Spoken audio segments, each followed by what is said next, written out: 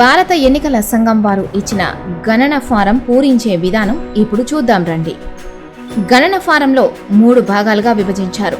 భారత ఎన్నికల సంఘం వారు ఇచ్చిన గణన ఫారంలోని మొదటి భాగంలో మీ వివరాలు అన్నీ ముద్రించబడి ఉంటాయి. ఫారం కుడిపక్క గడిలో మీ ప్రస్తుత ఫోటోను అయితే అతికించాలి. రెండవ భాగం 2 బాక్సులుగా ఉంటుంది. ఒకటవ బాక్సులో 2002 నాటికి మీకు ఓటు ఉంటే 2002 ఓటర్ల జాబితా వివరాల ప్రకారంగా ఈ బాక్స్ను పూరించాలి. అంటే ఓటరు పేరు, ఓటరు గుర్తింపు కార్డు నెంబర్, బంధువు పేరు, వారితో మీకు ఉన్నటువంటి బంధుత్వం, జిల్లా, రాష్ట్రం, శాసనసభ నియోజకవర్గం పేరు పూరించాలి. అదే బాక్స్ కింది భాగాన 2002 ఓటర్ల జాబితాలో గల శాసనసభ నియోజకవర్గం సంఖ్య, భాగం సంఖ్య అంటే పోలింగ్ స్టేషన్ నంబరు, క్రమ సంఖ్య అంటే ఓటరు లిస్టులో మీ సీరియల్ నెంబరు ఎంతమంది అనేది అదే బాక్స్ కింది భాగాన 2002 ఓటర్ల జాబితాలో గల శాసనసభ నియోజకవర్గం సంఖ్య, భాగం సంఖ్య అంటే పోలింగ్ స్టేషన్ నెంబర్, క్రమ సంఖ్య అంటే ఓటరు లిస్టులో మీ సీరియల్ నెంబరు ఎంత అనేది వెయ్యాలి.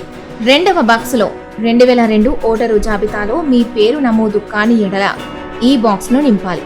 మీ తల్లి, తండ్రి, తాతయ్య, నాయనమ్మలలో ఎవరో ఒకరి వివరాలు 2002 ఓటర్ల జాబితా వివరాల ప్రకారంగా ఈ బాక్స్ని పూరించాలి. తెలంగాణలోనే కాకుండా భారతదేశంలో ఎక్కడ ఉన్నా వారి గత 2002 నాటి SIRలో ఇవ్వబడిన ఓటర్ల జాబితా వివరాలు చేర్చాలి.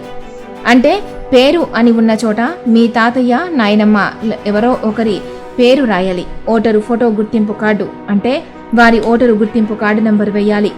బంధువు పేరు అంటే వారి తండ్రి లేదా భర్త పేరు రాయాలి. బంధుత్వం తండ్రి, భర్త, ఇక జిల్లా, రాష్ట్రం, శాసనసభ నియోజకవర్గం పేరు పూరించాలి.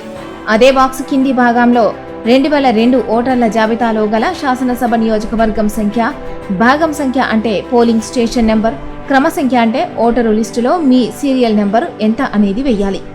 ఇక మూడవ భాగంలో ఓటరు యొక్క ప్రస్తుత పూర్తి వివరాలు చేర్చాలి. అంటే పుట్టిన తేదీ, ఆధార్ నెంబర్, మొబైల్ నెంబర్, తండ్రి లేదా సంరక్షకుని పేరు, తండ్రి లేదా సంరక్షకుని ఓటరు గుర్తింపు కార్డు నెంబర్, తల్లి పేరు, తల్లి గుర్తింపు కార్డు నెంబర్, మీకు పెళ్లి అయితే మీ భాగస్వామి పేరు, అవ్వకపోతే ఖాళీగా వదిలేయండి.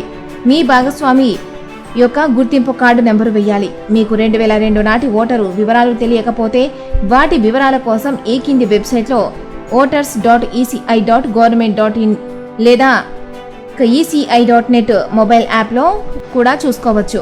ఈ వెబ్సైట్లలో వివరాలు లభించకపోతే గణన ఫారం 2వ భాగంలోని 1వ మరియు 2వ బాక్సులను ఖాళీగా వదిలేసి 3వ భాగంలోని వివరాలు నింపి తేదీతో కూడిన సంతకం చేసి BLOకి గణన ఫారం తిరిగిచ్చేయాలి. ఇట్టి సందర్భంలో మీకు మీ పుట్టిన తేదీ ప్రకారం ఈ కింద తెలిపిన పత్రాలు సమర్పించాలి. జూలై 1, 1987 తేదీకి ముందు పుట్టిన వారు వాళ్ళ సొంత సర్టిఫికేట్ ఇస్తే సరిపోతుంది. జూలై 1, 1987 నుండి డిసెంబరు 2, 2004 మధ్యలో పుట్టిన వాళ్ళు వాళ్ళ సర్టిఫికేట్తో పాటు తల్లి లేదా తండ్రిలో ఎవరో ఒకరి సర్టిఫికేట్ జత చేయాలి. డిసెంబరు 2, 2004 తర్వాత పుట్టిన యంగ్ ఓటర్స్ అయితే వాళ్ళ సొంత సర్టిఫికేట్తో పాటు తల్లిదండ్రుల ఇద్దరి సర్టిఫికేట్లు తప్పనిసరిగా ఇవ్వవలసిందే.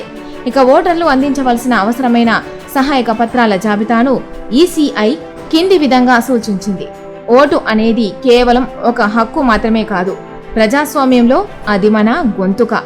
ఈ స్పెషల్ ఇంటెన్సివ్ రివిజన్ ద్వారా ప్రతి పౌరుడు యాక్టివ్గా ఈ నమోదు ప్రక్రియలో పాల్గొనడం చాలా ముఖ్యం.